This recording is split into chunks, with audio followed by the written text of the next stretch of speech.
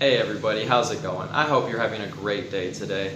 When it comes to information, it's really not that hard for people to spin lies using different data and to use math to prove a point that is maybe not actually true but fits within their agenda. A perfect example of this is a video I just saw recently entitled "I Lost Money Driving for Uber." It was made by one of the prominent YouTubers. His name is Beat the Bush. He has over 250,000 subscribers.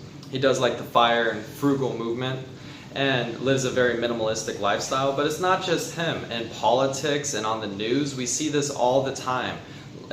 People just like taking information and turning it and twisting it to fit their own propaganda and lies. So with the I drive for Uber, how I lost money driving for Uber video, this is a perfect example of this because he made $1,000 over a week, drove for Uber for 49 hours total, and he made about $1,000. And you're all like, well, what about the depreciation on the car? What about the gas? What about all this and that? Well, he took the direct gas, he logged how much it cost, and after gas, he made about $883 in a week. And considering that they'll hire almost anyone who doesn't have a DUI or a bad driving record, they'll hire almost anyone to do this role, and tons of people can do it. It's really not that bad of money to be able to make $880 after gas expense within a week.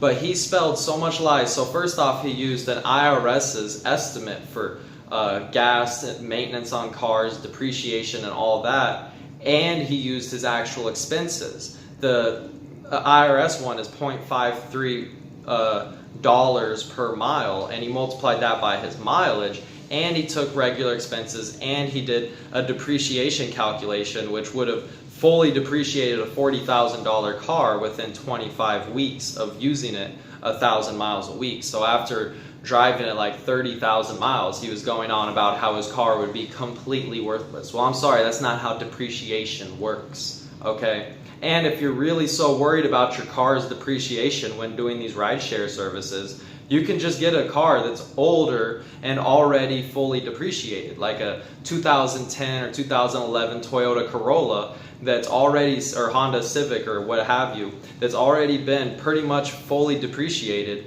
and is going to last for many, many miles, like over 300,000 miles. So I don't really consider the depreciation to be a big factor. I mean, if you're going to go take a nice BMW like he did, the $40,000 BMW, and do Uber with that, then yeah, you might wreck your car. But you know that going into it.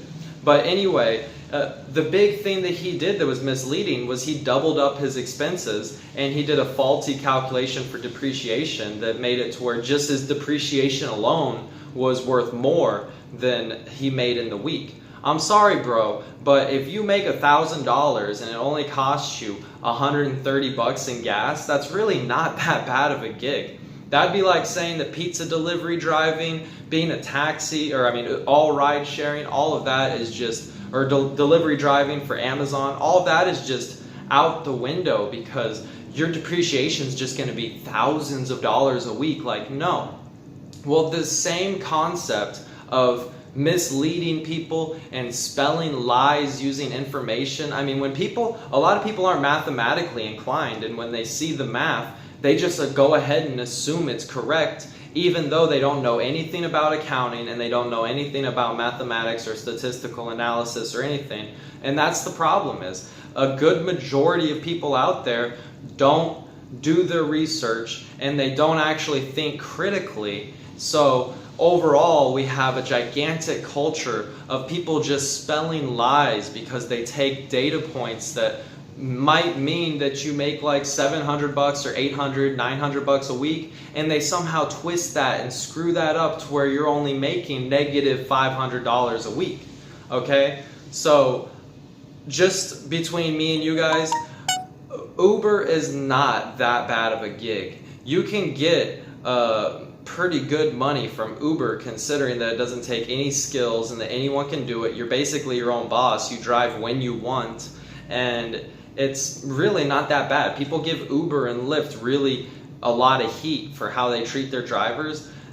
It's not that bad of a gig. He proved it himself inside this video that if you read between the lines, he still made almost $900 in a week of tax-free money. Now I realize he's a business owner. He's going to get 1099 at the end of the year, and he's going to have to pay taxes on all this income.